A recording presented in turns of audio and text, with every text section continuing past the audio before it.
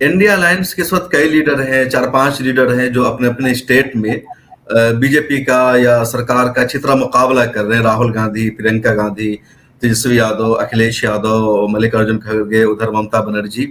تو آپ کو کیا لگتا ہے ان میں کون سب سے زیادہ مضبوطی کے ساتھ مودی کا، بی جے پی کا مقابلہ کر رہا ہے؟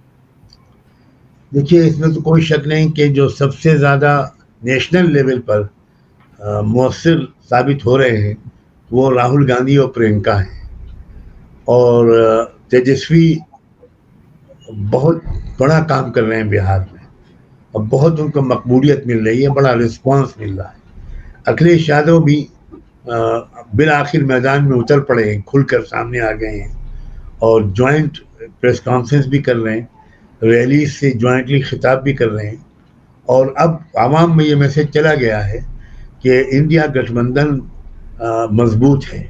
وہ جو شروع میں خطرہ ہوا تھا کہ انڈیا گٹھ بندھن یہ ٹک نہیں پائے گا، اس کو توڑنے کی کوششیں کامیاب نہیں ہو پائیں، اور بالآخر ایک مضبوط گٹھ بندھن کی حیثیت سے وہ عوام کے سامنے اب آ گیا ہے، اور اس کی وجہ سے عوام اس پہ اچھی امیدیں قائم کر رہی ہیں.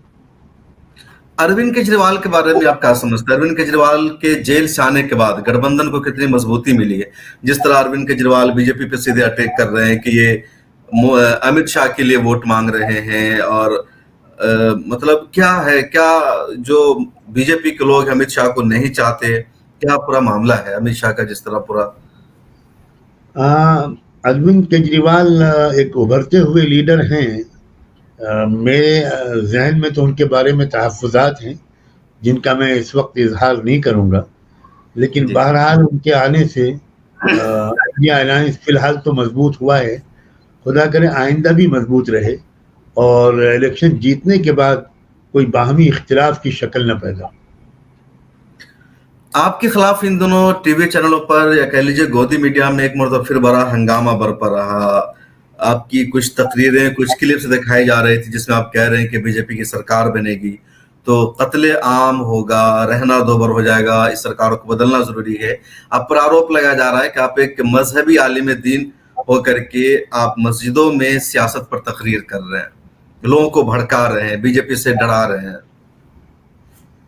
مذہبی عالم دین کے فرائض کیا ہیں؟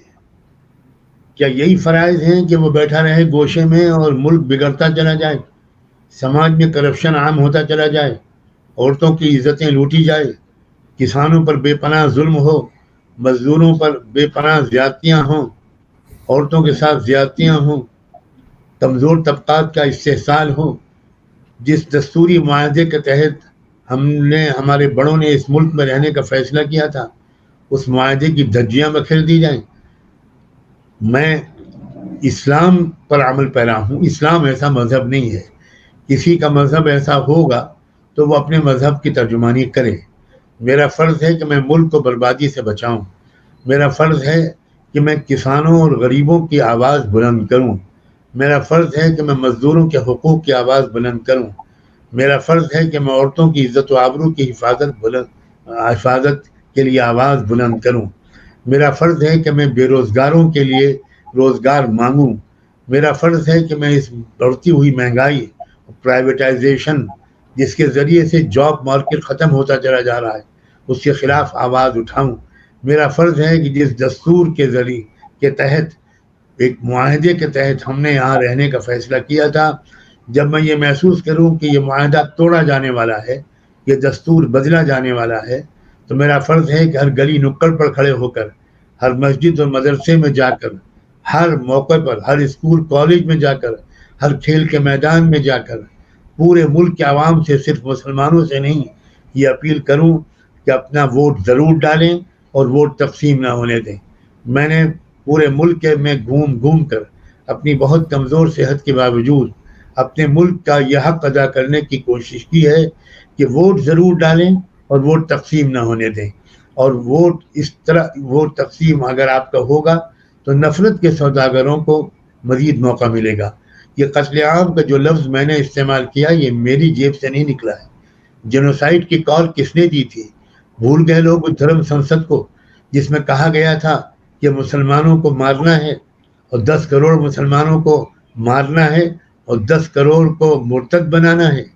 لوگ کیوں بھول جاتے ہیں؟ میری یادداشت اللہ کے فضل سے اتنی کمزور نہیں ہے، اور میں فرض سمجھتا ہوں مسلمانوں سے کہ اپنی نسبت کی وجہ سے بھی، اور اس سے بھی پہلے اس ملک سے اپنی نسبت کی وجہ سے، میں اس ملک کا اپنے اوپر حق سمجھتا ہوں. ملک کے غریبوں کا، مظلوموں کا، مزدوروں کا، سکھوں کا، کرسچنس کا. منی پور میں کیا ہوا؟ وہاں کون سے مسلمان پر ظلم ہوا؟ وہاں تو کرسچنس پر ظلم ہوا. وہاں مسجدیں نہیں جلائی گئیں، چرچ جلائے گئے.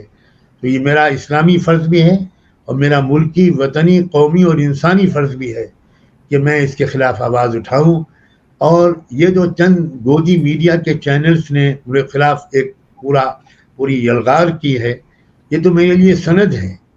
اس کا مطلب یہ ہے کہ میرا تیر نشانے پر لگا ہے، اور اگر انہوں نے میری آواز کو سدا بصحرا سمجھا ہوتا کہ یہ آواز بے اثر ہے، تو وہ اس کا نوٹس نہ لیتے. وہ بڑے بڑے چینل لوگ ہیں، میں ان کا شکر گزار ہوں کہ انہوں نے میری بات کو عوام تک پہنچایا، اگرچہ انہوں نے اس میں زہر گھول کر اس کو پہنچایا، لیکن ان سے اس کے سوا کسی اور چیز کی امید بھی نہیں تھی. کئی لوگوں نے مجھ سے کہا کہ میں اس کا جواب دوں، لیکن میں گودی میڈیا کے ان چینلوں کو اس لائق نہیں سمجھتا کہ میں ان کی کسی بات کا نوٹس لوں یا اس کا جواب دوں.